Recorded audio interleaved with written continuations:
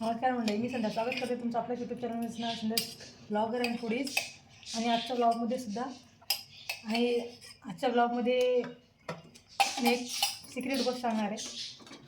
ती म्हणजे आपण जे जामुनचं पाक उरतं, हे पाहू शकता तुम्ही.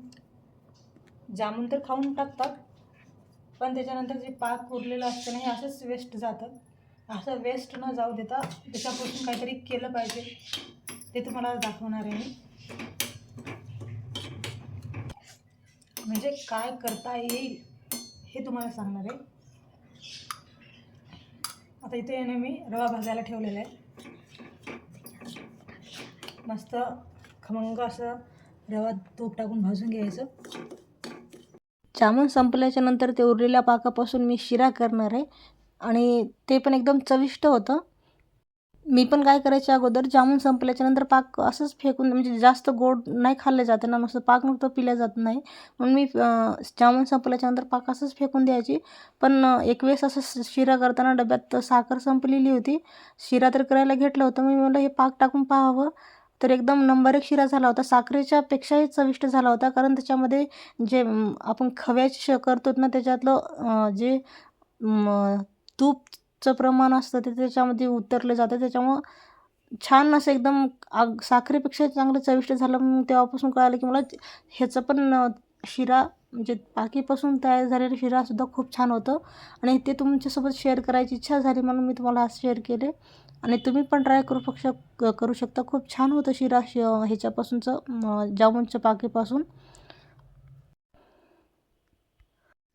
जे गोड ज्यांच्या घरात जास्त खायची इच्छा असते, कोणाकोणाला क्रीमिंग असते पहा गोड खायची, तशीच आमच्या रुद्रला सुद्धा आता त्यांना काहीतरी गोड करून घेऊन जाणार आहे मी. तो सैनिक स्कूलला आहे ना, त्याला फोन लावला तेव्हा म्हणत होता मला गोड खायची इच्छा व्हायली, तर काही देत नाहीत वरवर गोड. मग त्याच्यासाठी सुद्धा मी बेसनचे लाडू करून घेऊन जाणार आहे. त्याची पण रेसिपी शेअर करणार आहे. हे पहा असंच किती मस्त झालेलं, एकदम छान. आता फक्त सगळं टाकून होतं, ड्रायफ्रूट्स वगैरे सगळं टाकणं झालेलं आहे. आता फक्त इलायची टाकायची, मस्त वरून फिरवायचं. छान होते, एकदम चविष्ट होते. हे खाणं झाल्याच्या नंतर आम्हाला जायचं होतं अक्षरच्या ट्युशनला. त्यांच्या मॅडमची भेट घ्यायची होती. म्हणजे सब्जेक्ट कोणते लावायचे काय नाही सगळं व्यवस्थित बोलून घ्यायचं. ते झाल्याच्या नंतर अक्षत आणि ह्यांनी खाल्ले. आम्ही चाललो ट्युशनसाठी. ट्युशनच्या मॅडमसोबत बोलायचं आहे.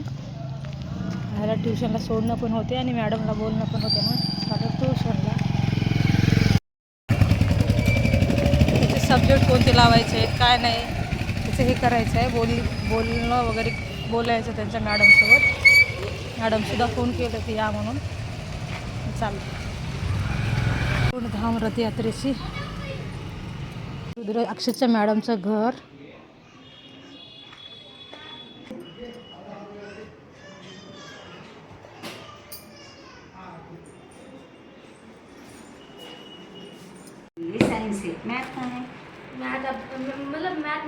मैथ सायन्स नाही मिला. सायन्स मॅथ तर कंपल्सरी लावाच. हां, आता तुमची इच्छा ते म्हणजे सणापूर्वीचा का. तिथून आलो घरी आणि संध्याकाळ झाली होती. अक्षत आल्याच्या नंतर मग मी दिवाबत्ती करावं म्हणले. मग अक्षत मला मीच करतो. असं असते की म्हणजे आपण जसं करतो तसं मुलं आपलं हे करत असतात, अनुकरण करत असतात. मी दिवाबत्ती करत असताना अक्षत मला मी घालतो धूप घरी सगळं. पहा आपण जसं केलं तसं मुलं करत असतात.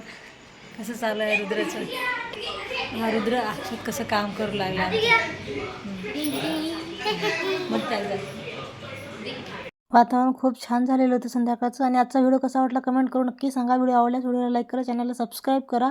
पुन्हा भेटू आपल्या पुढच्या व्हिडिओमध्ये. तोपर्यंत सगळ्याची काळजी घ्या. बाय.